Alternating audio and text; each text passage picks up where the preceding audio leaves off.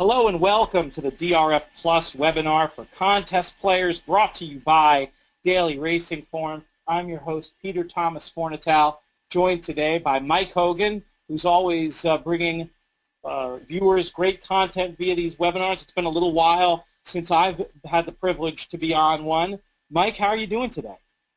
Doing great, Pete. Good to talk to you again, and it should be a fun webinar today.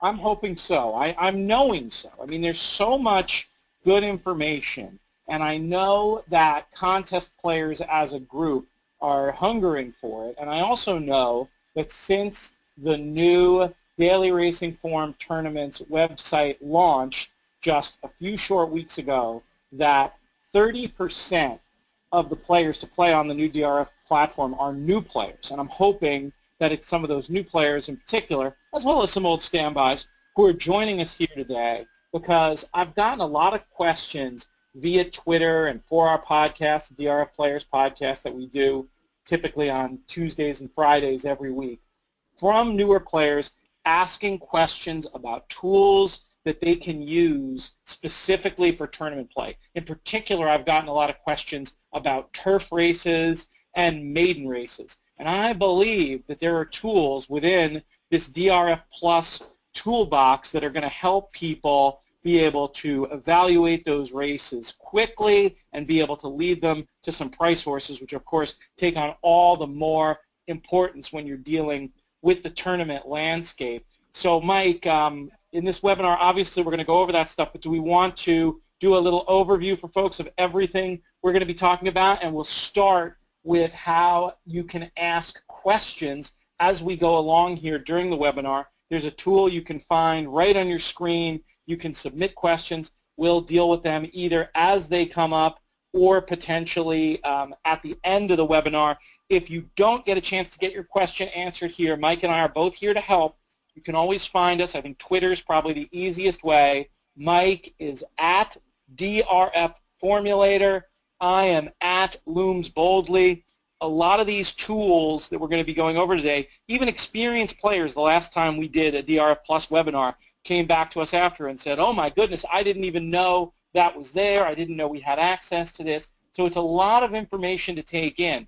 And with that in mind, you should also know that we're going to be archiving this webinar. I believe you'll be able to find it, as well as a lot of our other educational material we've gone through in these webinars and elsewhere, via drf.com/YouTube. So if there's something you heard and you weren't sure what you heard, you want to go back and check it out again, you can always access the archive and do it that way. But Mike, why don't I let you, to start off, just sort of talk through what people are seeing on the screen in terms of what the various DRF Plus features are that we're going to be going over today.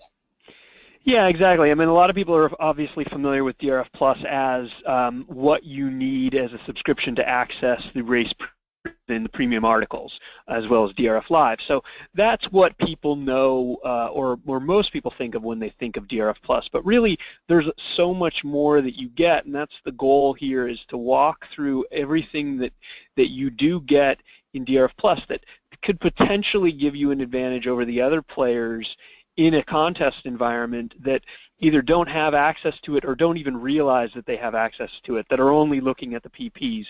So I think what we'll do is we'll switch over to the actual tournament site. We'll take a look at, and I'll log in. I'm going to be using our producer Charlie Zegger's login, because they don't trust me with a login at the new tournament site. So I'm going to log in. You'll see, once you're logged in, you see all of the contests that you can enter. But the nice thing is you can see the races, and you can view those the classic static PPs. So everybody playing in the contest gets free PPs for all of the races within the contest. So you're not, you're looking at the same thing generally as everybody else, because once you're playing, you get access to the PPs that everyone else has. That doesn't necessarily give you an edge. That's where DRF Plus comes in. It gives you access to all of these different tools that the vast majority of the players that you're competing against aren't using. And that's a great point. Another thing to underline that was in there with what Mike said is these are classic PPs that come out early. So a lot of people who are used to reading the PPs in the printed version of the form, they're going to be used to some of the detailed information one can get in the closer looks, particularly as we mentioned before. In a maiden race, those closer look guys and occasionally gals do a really good job, and they're working hard and they're giving you the salient information for those races. But if you're playing in a contest and you're just going to go with the free PDF PP, you're not going to have all the fruit of their hard labor. These DRF Plus tools make it a lot easier. Back in the old days, if you wanted to look up some of this pedigree information, I'm not exaggerating, you would have needed a CD-ROM and to do a bunch of independent digging and all this stuff that would have been very time-consuming. One of the things that DRF Plus does is it saves you an immense amount of time in researching. And one of the things Formulator does for sure, save you an immense amount of time when you're researching this stuff. Exactly. For instance, in the first contest race, the rail horse you could see is a horse named Joni, who sold for quite a bit at auction as a 2-year-old last March. But you don't know the details about her dam. You don't know anything else. You can go into the access the closer looks and get a lot more information. I'll show you how to do that. And actually, this is a page that I want to show everybody. I'm going to take a second to show people how to get to it. You go to Handicapping and PPs, DRF Plus Access. This is a page worth bookmarking. Absolutely. Even because it shows you. Struggle to find exactly where it is. You hit the bookmark, you just go there as soon as you need it. There you go. Exactly. So it shows you all the different reports that you have access to as part of your DRF Plus subscription. One of those is enhanced entries that Pete was mentioning. You go to the entries page after you're logged in for DRF Plus. We can view Belmont Park. The first race is race 6. We can scroll down to that race. We can take a look at the analysis and picks from all of our handicappers, and you can look at the closer looks for each of the runners within the race, and you'll see the details about that horse, Joni. She's half to Christie's Ready, who was a pretty good runner on the grass, and tells you a lot more information than what you have from just the static PPs, especially in the maiden races, especially with some lightly raced horses. Yeah, I mean, I think all handicappers, even if sometimes the closer looks veer into the realm of opinion, and I can understand somebody might say, well, I want to put my own opinion in here. I'm trying to make my entry different than other entries. But in terms of the data that you can access in a very simple and straightforward way, it's great to be able to have. I know there are contest players out there who rely on that information. This is a way to access it via DRF Plus that's going to make your life a little bit easier.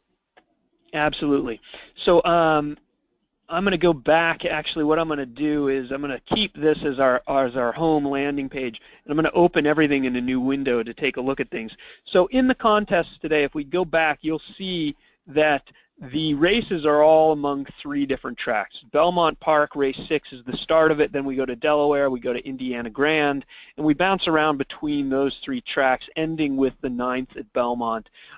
We should mention all of the contests today at DRF tournament site, whether they're for NHC Qualify, which costs $18 to enter, the DRF winner-take-all one credit builder, there's a $15 one, there's a $30 one, or the Battle of Saratoga one, which you can enter for a mere $12, for all, or the BC feeder for $21 to win an entry to Saturday's BC one-day qualifier.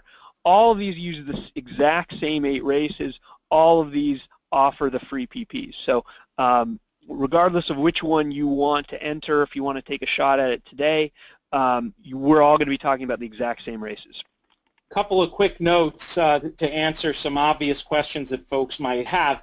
You might see that orange button and see that it says All In and wonder what All In means. Well, that's a contest format that has various names at different contest sites, but the idea of the all-in format is that all your picks must be in before the scheduled post time of the first race. In this case, 4:09, that's 6th race at Belmont. So it's great, I think, especially for a weekday. You might have a busy weekday, you're at work even, but you have an hour on your lunch hour, you've done a little bit of work ahead of time, you have a chance to put in all your picks, and then be at no competitive disadvantage, even if you have other stuff to do, over the true contest maniacs like Mike and I, who would be in a position to be changing and moving picks with every race. So the all-in feeders provide a lot of convenience.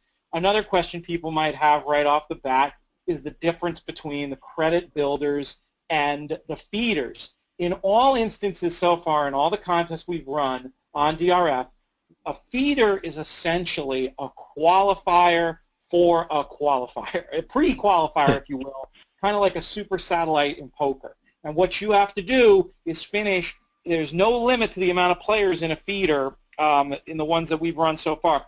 All you have to do, there's a minimum it's going to take that contest to go. They've all gone so far. And then you have to finish in the top 10% to advance to the contest in question. So, for example, where the cursor is now, that Battle of Saratoga feeder, very exciting opportunity to be working with NYRA on their new and fun Saratoga contest, which are going to be happening August 10th and 11th at Saratoga. We're running our next qualifier on Saturday, July 16th. So any of the next 3 weekdays or any of the next several Wednesdays through Fridays, really, you're going to have a chance to win into one of these qualifier contests for, in this case, as little as $12. Chance to win not just one, but 2 Saratoga entries. Fantastic deal for a contest coming up. Another one I'll highlight just really quickly is the Santa Anita Autumn Championship feeder we have. Folks might think, oh, they see autumn in the name and they think this is so far off. The fact of the matter is, this Santa Anita contest is going to be horse players' last opportunity to get a shot at the new $1 million bonus that's been created by Nate Newby and the Santa Anita Stronach team. If a player should win a Santa Anita contest and then go on to win the Breeders' Cup Betting Challenge, they get to receive a cool $1 million bonus. So don't wait till the last minute. I would say go ahead, start getting in these contests now. $21 to enter. Get your spot at Santa Anita in October taken care of right away. If you're going to be playing in one feeder and it's the all-in format, you know, if you have a good day, you might as well really get paid. Maybe consider spending a little bit of extra money and not just do the Saratoga one, but maybe do the Saratoga and Santa Anita ones together, or, you know, mix and match. We've got feeders for upcoming Breeders' Cup Betting Challenge and National Handicapping Championship events as well. Of course, those are the marquee events, the real jewels in the handicapping contest world. DRF tournaments gives you a chance to win into these big money tournaments for very little money, and that's what we're here today to help you do with DRF Plus, is get a leg up on your competition so you can get qualified for these big events. And one quick question before we move on from this, Pete. You mentioned on these no-limit ones, it's the top 10%, but that rounds up, right? So currently we have 24 in the BC feeder. That would mean 3 would qualify through if there are no other entries from here. Is that correct? There is a breakage policy. If you click on the description, it might explain that more efficiently. I think really, though, what happened, 24 is just what it takes to go. So I think if it only got to 24, it might pay down to breakage.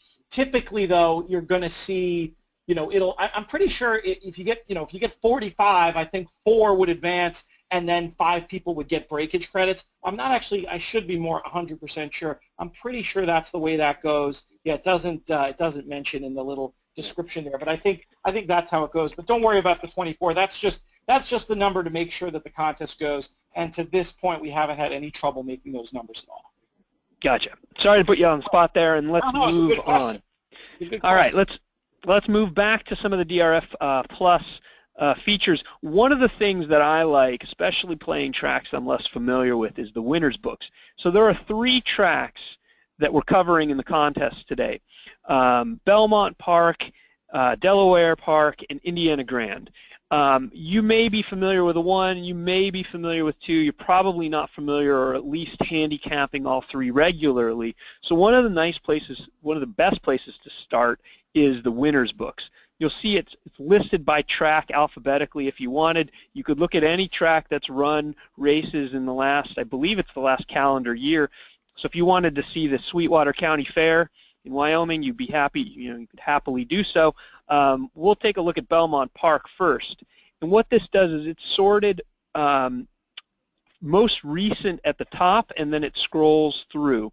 So looking at Sunday's card, it shows you all the races run at Belmont Park. It has the conditions, it has the top 3 finishers, it has the fractions, the distance, the surface, the jockeys, the odds.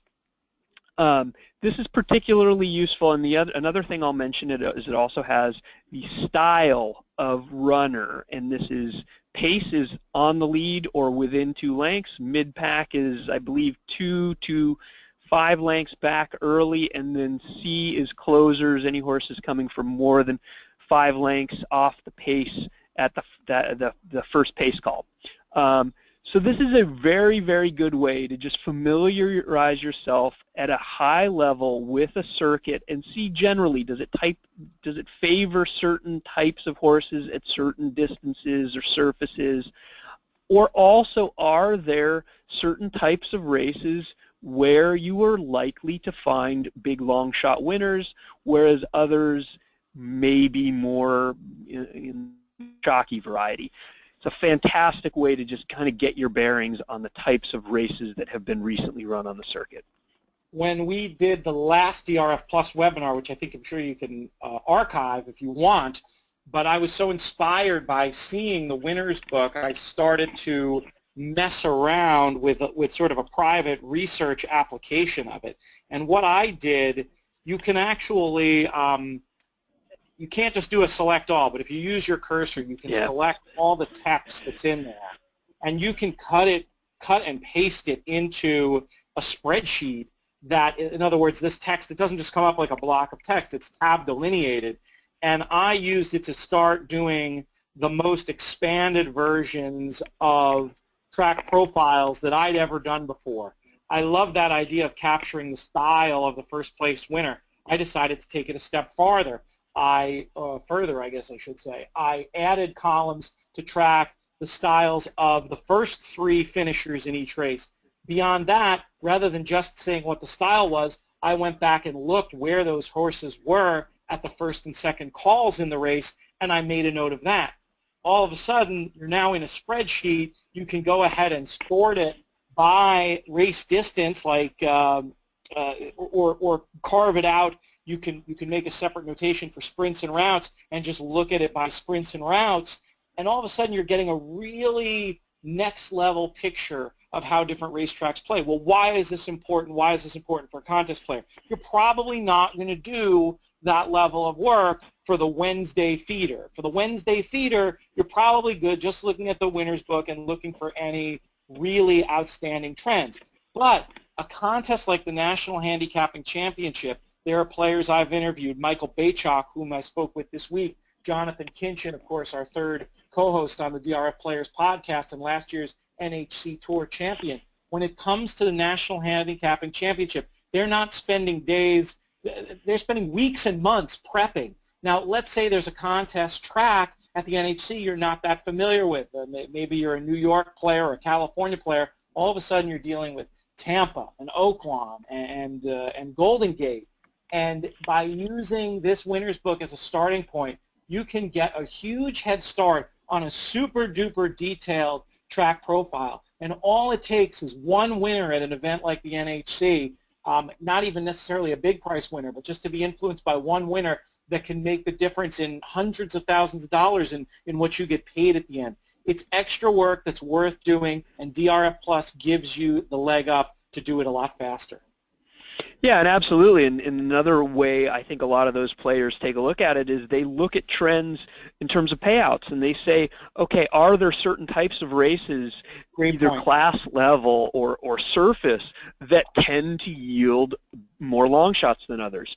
And you know, if you just scroll through Indiana Grand and you take a look at some of the big priced winners recently, we had a maiden, $10,000 maiden paid in excess of $30. We had another optional claimer that paid 21. You know, try and look, or it was 21 to 1 rather, a maiden special with 22 to 1. Try and look and see if there are any types of similarities. Are they all being run on the same surface? Are they all generally the same class level? That can help you identify races where you might want to reach a little bit, play against a favorite, or are there certain ones where favorites are winning at 60%? Those are the kinds of information that really gives you an edge over the other players in the contest. My friend Ken Massa, who finished second in, I think, the very first NHC, former playing partner of the late, great Mike Mayo as well, a name contest players will remember.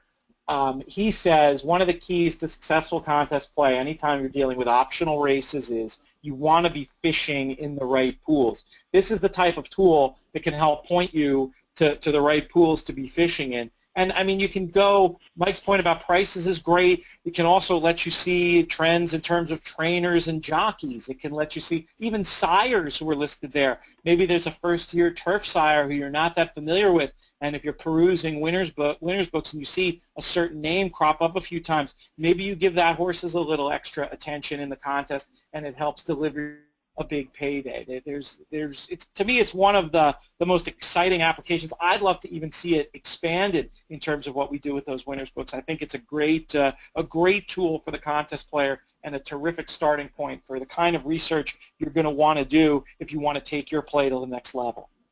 Absolutely. I'm glad you mentioned trainer patterns. There's a trainer patterns link as well. And this is one, again, on the bigger circuits like Belmont, you're going to know that the Chad Browns and the Todd Pletchers are the top trainers. But off the top of my head, I don't know who the top trainer at Indiana Downs, Indiana Grand is. So just by clicking at this, you can see first, based on the meet, sorted by it's sorted by wins at the current meet. So you'll see Gennaro Garcia rather, 20 wins at the current meet. His average win payout, so this is the mutual payout, is just shy of $12. Okay, so he's winning with not just short price favorites as opposed to Tom Amoss, who's just right in the 520 range. He's paying about half in general what the top trainer at the meet is paying. This is another very, very useful tool to allow you to potentially hone in on some big price winners. Michael Lauer, for instance, 14 wins on the meet, a 14% win rate, 13 and a third win rate, but the average mutual is over $30. That's information you would not know if you weren't using this tool.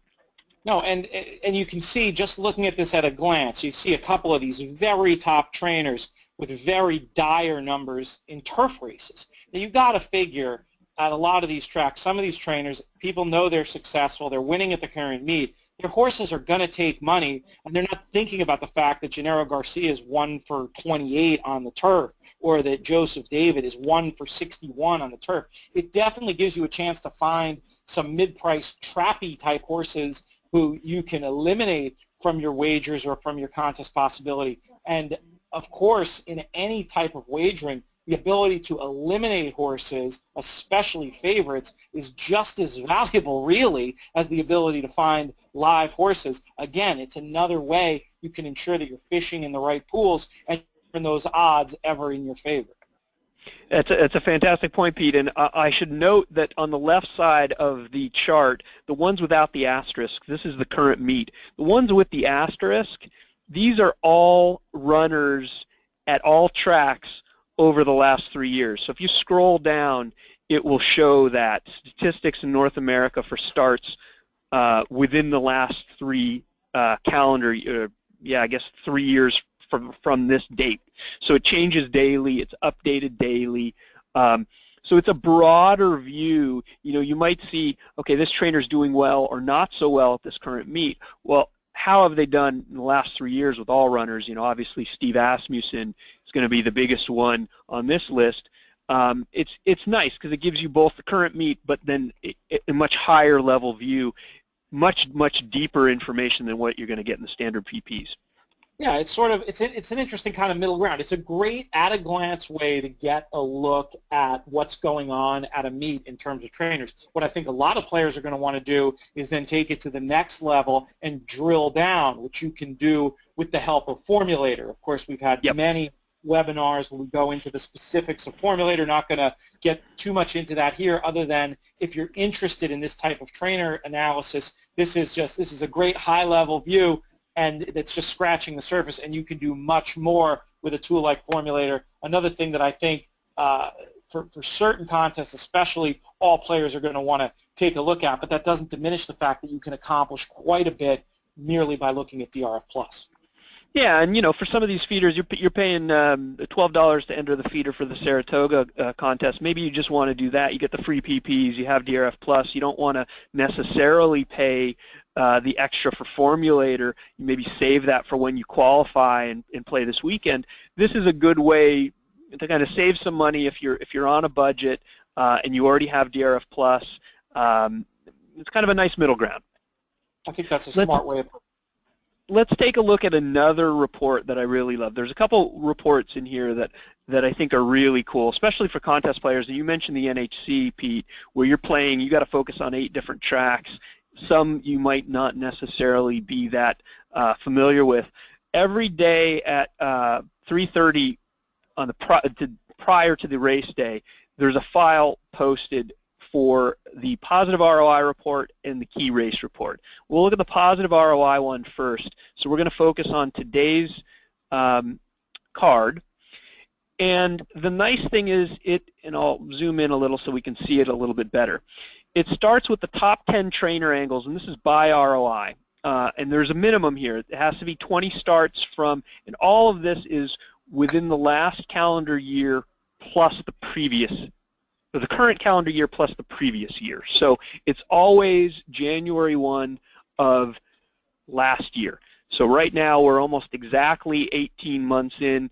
In December it will be nearly a full 2 years. When January rolls around, it will be just slightly more than one full year of data, but it's always previous year plus the current year.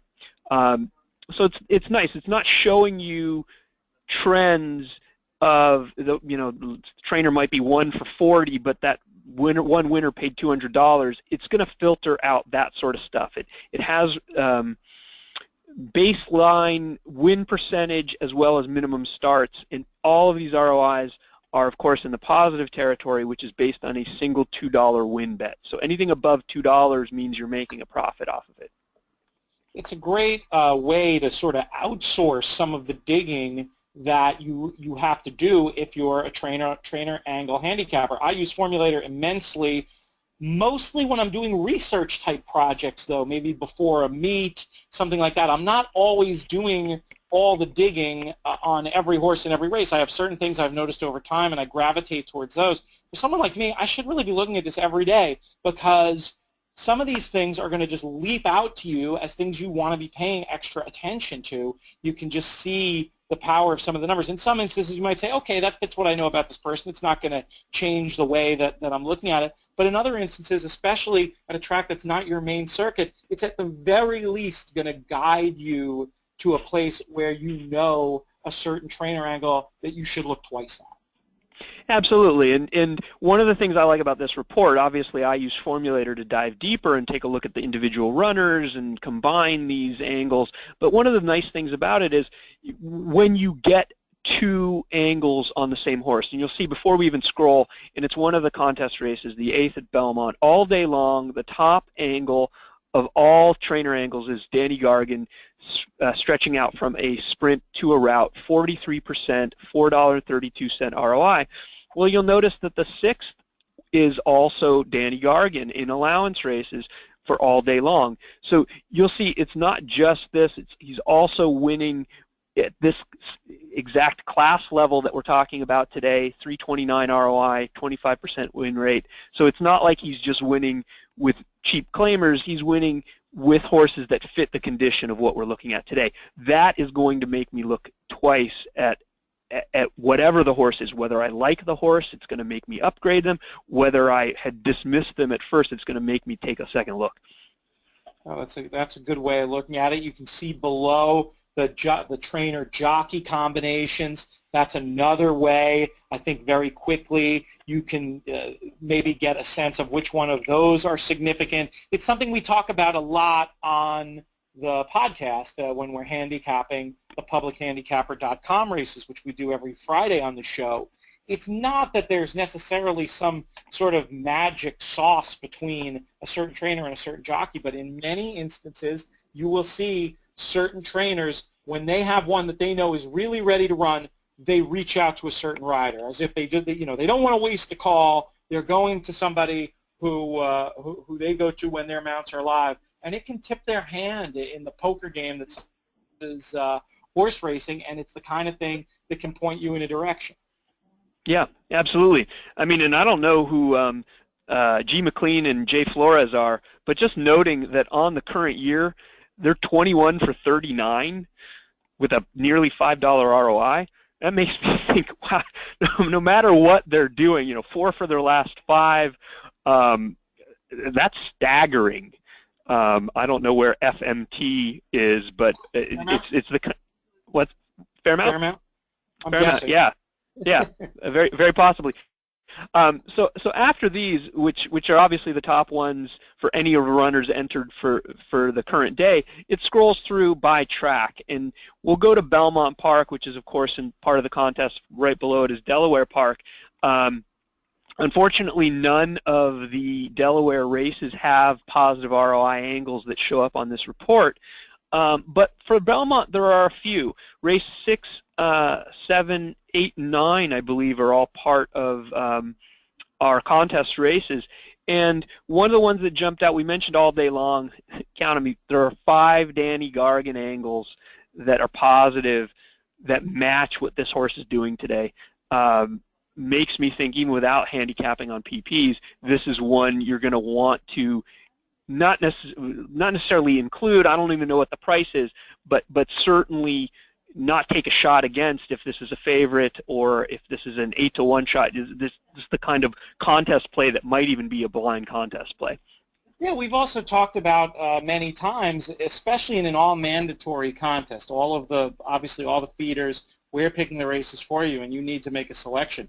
It's not anathema in modern contest player theory to go ahead and take a short-priced favorite. Sometimes those points, all you need at the end of the contest is an extra $5.80 to be the difference between meeting your goal and going home unhappy. So if it's me and I'm going to take a shorter price, I like the idea of having that shorter price backed up by the fact that there are positive trainer stats here.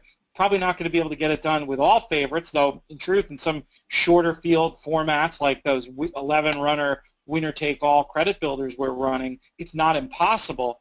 But even if you're going to need to reach for prices somewhere, to just have that extra information about the trainers and their ROIs with certain angles before cautioning you that you can take the short price or maybe you don't want to take the short price, it's just another way you can use that information to your advantage in a contest setting. Yeah, and another one that we'll note is Nimblefoot. There are 3 angles for Alan Goldberg that show up in this positive ROI report. 35% going from route to sprint, 371 ROI, which is what the horse is doing today. The layoff between 31 and 60 days, 30% with all runners, and then in sprint races, solid 252 ROI, 27% win rate. That makes you, and I believe, I took a quick look at this race. This is the first one. I'm going to jump over to our PPs. This is the first one in the contest. There are a lot of lightly raced horses. Nimblefoot jumps out because she's raced 10 times, seemingly coming off of a somewhat dull effort at Pimlico, but is now cutting back to what may be more of a preferred sprint distance. Knowing Alan Goldberg does well with all of these types on the cut back, that sort of thing, might make you at a nice 12-to-1 price. That might be enough to include the horse right there on some of your contest plays. Yeah, or certainly a horse like that is, with a positive stat like that, to me, if you're a trifecta player, screams out as one you don't want to leave. You don't want to leave out of third at the very least. And if you're feeling it, if you like that jockey booking, if you're impressed by that trainer stat, if you're not in love with anything else in the field, 12-to-1 in the morning line, it sounds like the kind of price you could take a quick shot with. Mike, we had a quick question come in, harkening back to the winner's book. I just want to dispense with it quickly. There's a question if there's an index for the symbols in the winner's book. I'm not sure if there's an index. I think most of them are pretty intuitive. The specific question was, what does that up arrow mean? And I believe the answer has to do with the age restrictions for the race. Like, is Correct. it Yep. 3 and up? Exactly. Exactly. Up Yeah. one So up? you'll see right here. It doesn't have at the header here. It has condition, type of race. The 3, the 4, the 2. That's the age. So, for instance, this is a 2-year-old race. There's no arrow. They're not 2-year-old and up races. This is a 4-year-old and up for fillies. This is a 3-year-old and up for fillies. If we scroll to the Belmont Derby, 3, no up arrow means it was restricted only to 3-year-olds. So yeah, that's it. And then the other symbols, of course, the T for the turf, the inner versus the Widener turf, S for state breds. What's that? Inner is the circle, Widener is the square. Exactly. The F for fillies, yeah. S for state breds, yeah. I think that covers it, right? There's the symbol key. There's the symbol key right there. Okay. Sorry to get off track there. I just wanted to answer that one. No problem. No problem at all. All right. And meanwhile, I'm getting a message from Charlie. I'm killing his Grand Slam play. Sorry about that, Charlie. I'm touting the Danny Gargan horse in the last leg of the Grand Slam. So unfortunately, he's not going to get the price. I think we're also going to see some additional information about that play in the 9th at Belmont all day long when we take a look at the key race report. This is another report I really like. You don't get it anywhere else but through DRF Plus. And what this does is it's similar to the positive ROI report. It's broken down by track first, but what it does is it has an index at the top and it shows all of the runners in the list. So you can quickly go through and see, are there any that show up for our contests? The bold ones mean, and we should actually define this first. I'm going to jump to the bottom and show what the definition of a key race is. Any race that had 2 or more winners in their next start. So all of the horses on this list, the last race they ran in, there have been subsequently at least 2 horses that have come back and won their immediate next start. There might be more. There might be 4 next out winners. There might be, we've seen as many as 6 or 7 next out winners, but there are at least 2. It could be 2 out of 12. It could be 2 out of 2. So that's where you have to go through and you actually have to look, and you want to, of course, use your PPs. This is just a guide to help identify horses that might be eligible to be upgraded based on who they ran against and what those horses did in their next start. Right. If you want to do the next level on this, you're going to want Formulator. Formulator, to me, really allows you to do the 21st century look at what a key race is. To me, the original definition of key race as espoused in Steve Davidowitz's classic book, Betting Thoroughbreds, is just what Mike said, a race that has subsequently produced at least 2 winners. Very often there's a reason. The theory that I've always heard about key races is they're races typically that were fast early and fast late. And therefore, a lot of the horses in them, even if they made little moves in the middle that might not look like much, they come back against more average competition at the same class level, and they're able to do really well. So that's where the original key race concept has come from. Steve Davidowitz himself has sort of updated his definition. He has a new book out actually with DRF Press that I highly recommend folks take a look at. It's called Cashing on Racing's Biggest Days. Lots of terrific contributions in that book, including one from our own podcast co-host Jonathan Kinchin. Definitely worth taking advantage of. But when I had Steve as a guest on the podcast recently, we talked about key races in the 21st century, and these days he's more looking for horses, races that have just multiple horses have come out of and improved their efforts. And improve their effort doesn't necessarily mean just win. With Formulator, again, we have whole webinars on this, but I feel obliged to let people know what the story is. You can use a couple of different views in the charts for the charts of Formulator. One that will show you what horses did in their next race. Another, which, and this is the one I use, it's quick and dirty, but it works for me. It just shows you the buyer figure they earned and lets you know whether or not they won in their next race. that's the next level. But if you don't have the time on a given Wednesday that you're in a feeder to go ahead and click on all the race charts of the horses in the race and get a line on the form, this key race report will do a lot of the digging for you, and it'll at least point you in the right direction very quickly and underline some horses you might want to consider. Also, even if you are a formulator user and you're not, even a regular formulator user, you're not going to have a chance to click on every chart. Perhaps you still use your DRF Plus subscription. You use this as a starting point to send you to those races. You can look at the form in depth and decide how much of an upgrade these horses really are or not. It's only going to take one or two nuggets of gold throughout your contest playing year to make this exercise worth it, because it happens so quickly when you're looking at the key race report on DRF Plus. Exactly, and you'll see at the very top here in the index, the bold ones are showing more than 2 winners, so 3 or more. And then once we scroll through, it is sorted first alphabetically by track and then by race number. And you'll see the first at Belmont, there are 2 horses coming out of the same race last out that ended up being key races. They finished ahead of 2 next out winners, as well as another that hit the board at 3-1. So you can scroll through. Sometimes this is enough to key a play. A horse like Gridley here in the 5th, 7-2, in a $25,000 claimer, faced a horse Marking who then ran in the Malibu next start. Was facing other horses, 2 other horses that wanted allowance or starter allowance level, obviously coming off of a long layoff, having not raced since November, but is dropping in. Sometimes that's enough for you to just reach out and make a play on your own. Absolutely, it's a great snapshot of the form. It's just a quick and dirty way to get that little bit of more of an understanding of what races these horses are coming out of and get a sense of their relative abilities, which is a very important thing when you're analyzing any type of handicapping. Exactly, and let's look at our friend Nimblefoot again. So you can see in the PPs, Nimblefoot finished mid-pack at the race at Pimlico, but 2 of the first 4 finishers, only 3 of them have raced. The winner came back and repeated in a small stakes race at Pimlico. The second place finisher disappointed at odds of 3-5 in another maiden special weight.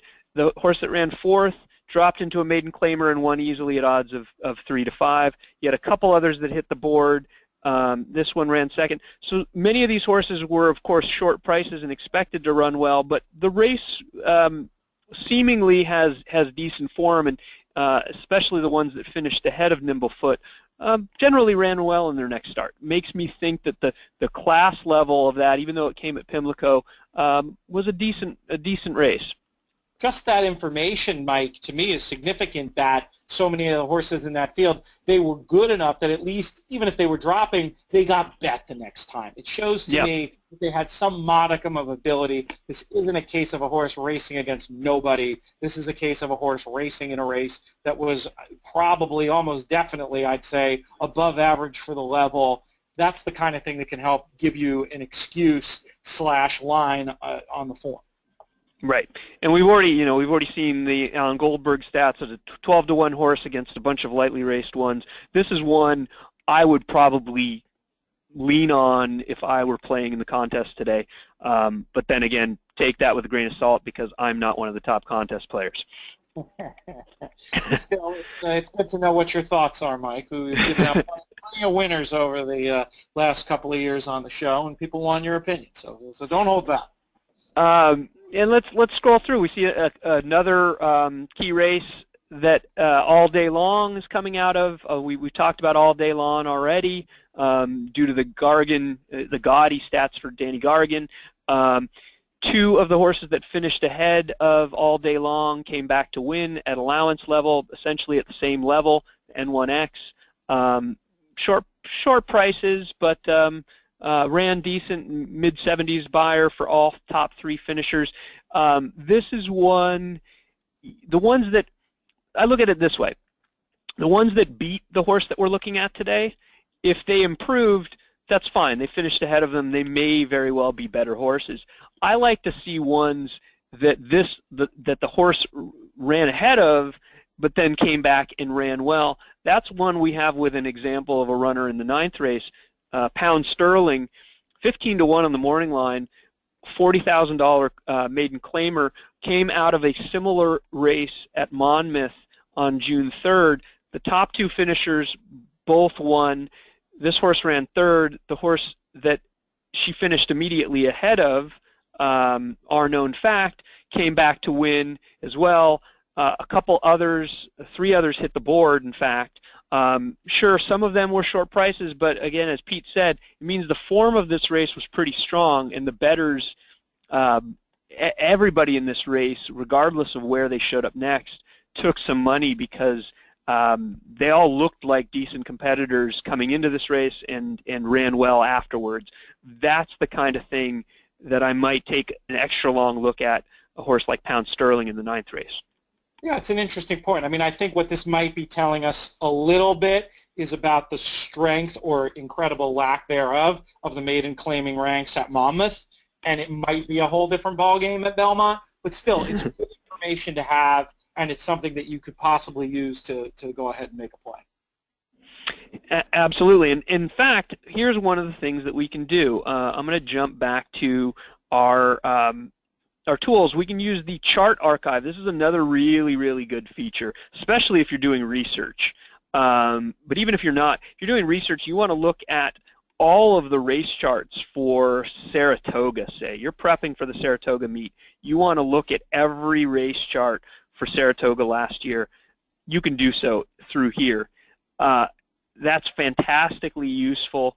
Another way to do it is you can search by horse. You want to look up, and this just goes back one full 365 days, so you can't go back and pull up Cigars charts, for instance, but you can pull up American Pharoah's charts from the end of last year, or you can pull up the horse that we're talking about in this race, Pound Sterling, and you want to take a look at the form of that last race.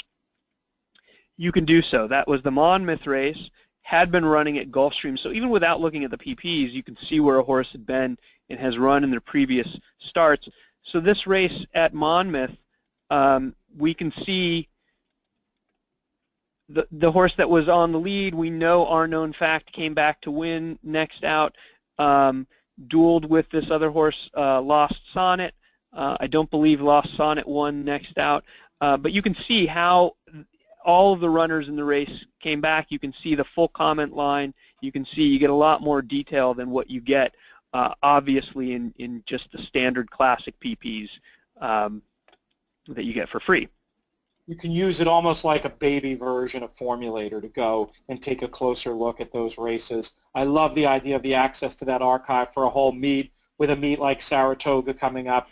Can't but go back through those charts, take a look, see if there were certain trainers who were hot in the first week, who didn't get hot until the last week. If you can identify a bias that occurred at some point in that meet that was maybe somehow related to the weather that was going on, and look for that to crop up again. The amount of research you can do ahead of a meet like Saratoga with the chart archive like that is pretty impressive. Yeah, one of the things I like, and without going into full detail on how to use it, one of the things I like is to take a look at where horses were coming from in the prior start. So you'll see, we're just looking at the first day of the Saratoga meet last year. You'll see everybody in the first race had previously run at Belmont, not a surprise. Then we had a bunch of first-time starters, but you can scroll through and you can generally see, are there horses shipping in from certain circuits that are running well? Gulfstream Park, this horse won, paid, off the tracks, became a nice filly. Coming in from Gulfstream Park maybe wasn't as given as much of a shot as some of the runners coming from Belmont. I would have guessed that, without being reminded of that. I would have guessed, oh, that form from those June Gulfstream race, that's not going to be as good. It's good to have that in your face. I did a study several years ago. I haven't checked to see if the ROI has held up, but I did a study of horses shipping from Woodbine to Saratoga used to have a very positive ROI. It's the kind of thing I found just by skimming through charts and coming up with the concept and then using Formulator to test it. Absolutely, and a lot of people remember Kelly's Prize on opening day, wiring the field, paying $112, coming from Monmouth. So some of those things are worth taking a look at, and the chart archive is a fantastic way to do so.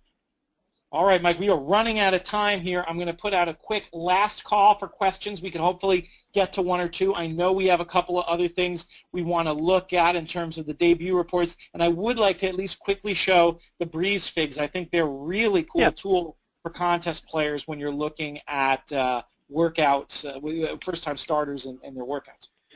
Yeah, and what I'll do, the debut reports are useful, even if you use Formulator, which I do on a daily basis. You don't get the full access to what is in the debut reports, particularly within the debut sire reports. So we'll look at the first race in the contest today, which is the 6th at Belmont. You've got a lot of lightly raced runners, and a number of them making their first start. So you've got a debuter, Smart Strike debuter. You've also got, let's see, Big Brown, Lemon Drop Kid, and Lonro. So those horses have not raced before. You can see what the trainer does in the first start. Tom Morley, since the start of 2015, 7% win rate, $1.14 ROI. Brian Lynch, a little bit better. You can see how the trainer does. You don't know how the sires necessarily do. However, the debut report allows you to take a look at that. We'll bring up the debut report. There's three types. There's the trainer one, there's the broodmare sire one, and then there's the sire report. The trainer report is, if you're using Formulator, you're getting access to that. You can just pull it up. But if you want to go back deeper and you don't have access to Formulator, this goes back to 2007, and it's sorted by year, regardless of which report you're using.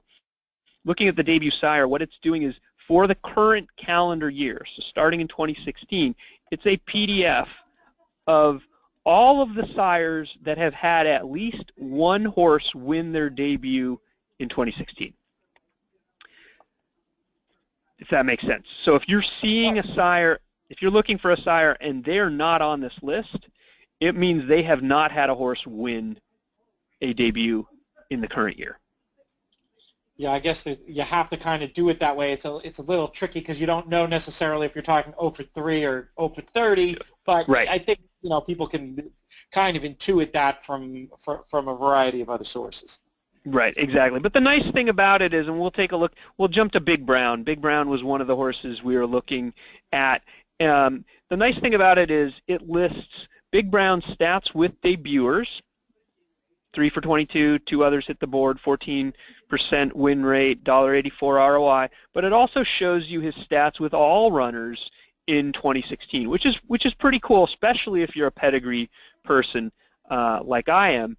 But then in addition to just those three, not just those 3 runners, it shows you the class level and information about all of the horses in the sample that hit the board.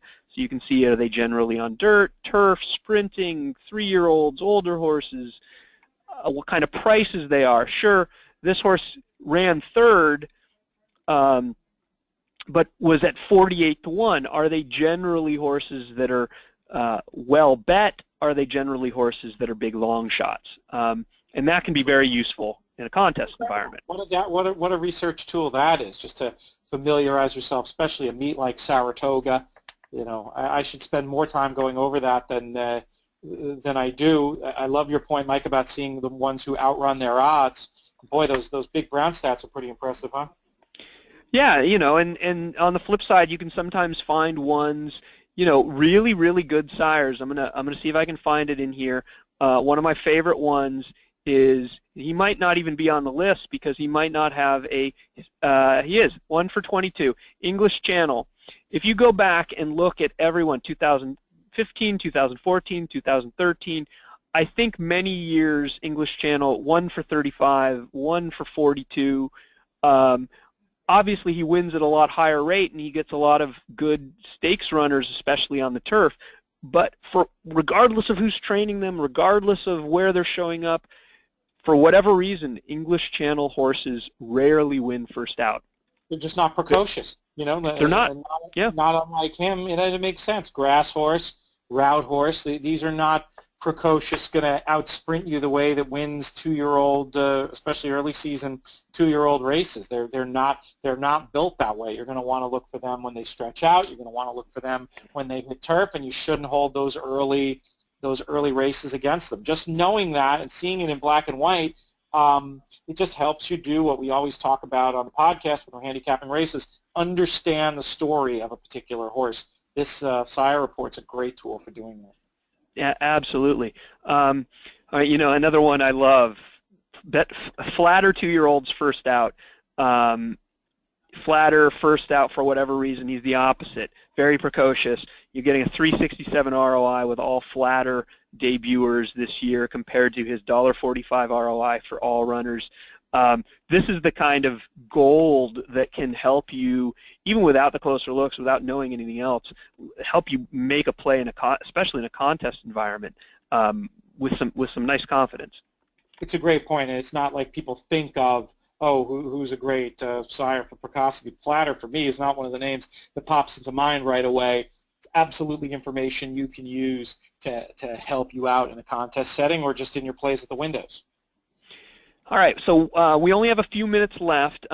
Pete, you mentioned the Breeze Figs report. I'll just quickly show people what it is. The Breeze Figs, and explain how to use them. Breeze Figs are, it's a report based on the 2-year-old in training sales, and they're separated by day. So 2-year-olds for today, 3-year-olds for today, 2-year-olds and 3-year-olds for tomorrow. So I know that first race at Belmont in the contest, the 6th race, had that horse Joni, who raced as a 2-year-old in training, or was sold as a 2-year-old in training, phasing tipped in March 2015.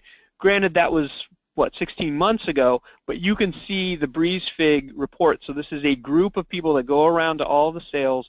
They measure things like stride length. They measure things like speed rating. This horse Joni earned their top Breeze Fig so she earned a 67. Their high for that sale was a 67. The average for that sale was a 61. So she outworked every other horse in that race. So obviously that was a while ago, and it probably is what led to the over $500,000 sales price on Joni. But this is the kind of information that you don't necessarily get, and allows you to read behind the numbers, behind the sale price, behind a lot of that other information.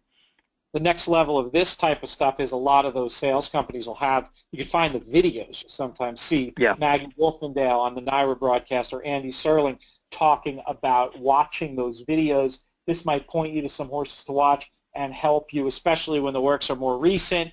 Talking about 2-year-olds running the same year as the workout, could definitely put you onto some winners at prices. It's a really cool tool. It's a level of research I never even thought possible. Probably not the kind of thing you're going to want to use in isolation, but again, the kind of thing that can help you explain your horse and just have a deeper understanding of everything that's going on your circuit and help you out in a contest environment. Mike, we have about a minute left. Is there anything else you want to get to quickly? Well, I would just say, so I clicked on this. If you don't have DRF Plus, you can get it for as low as 62 cents a day. If you buy any sort of PP plan, a classic PP plan, a formulator plan, anything more than just a single race card, from the 5-card plans and up, most of them include DRF Plus for free. I hope that you've learned a few things today about what all you get with your subscription. It's more than just access to the articles. There's really a lot of interesting stuff here, and there's some stuff I've used to help point me to some nice price winners as well. I agree, Mike. And we did get one last question I'd like to get to regarding the debut reports. Is there an easy format to list horses in today in those reports, or do you have to do a little bit of treasure hunting? You have to do a little bit of treasure hunting. The way the report comes, and it's a new report that's generated and updated daily. There's not a current debuts report. It might be a good one to create, but nothing like that exists right now. Yeah. Very neat idea. But I think there's a fairly simple way of doing it, simply by grabbing the sire and just using the search feature. Those pages are searchable, aren't they, Mike? They are. The only downside of that, especially with an older horse like Giant's Causeway or something like that, is it will pull up broodmare as well. It lists the broodmare of whoever the horse was. We'll go back to those reports real quick. It shows you, if we're going to search Big Brown, it would show you, if you searched, where is it? I think as you get used to using them, though, the ones that have the dam sire you're going to get used to, you're going to be searching more of the newer sires. I still think that's not a terrible way to, as opposed to scrolling every time. I mean, I don't know. Yeah. Maybe you'll figure out a way that works for you in any case. Right, exactly. You search Quiet American, you're pulling up Quiet American as the broodmare for the most part until you hit Quiet American as the sire. In fact, Quiet American is not showing up as the sire because he has not had a horse win their debut in 2016. He's another one they rarely win first out, so keep that in mind. All right, I think that's all we have time for today. I want to give a special thanks to Mike. He really did all the production on this webinar and pulled everything together. I was just here really as the host, but every time I do one of these webinars about DRF Plus, I say this to myself, and this time I'm going to make good on it. I need to be using more of this information. There's some great shortcuts in here that whether you're a formulator user or just somebody playing in a feeder on a Wednesday, I think it's going to improve your overall ROI and streamline your life. So thanks so much to Mike Hogan. Thank you very much to web producer Charlie Zeggers, as always, for doing the fine job and helping me figure out where the heck the question window is.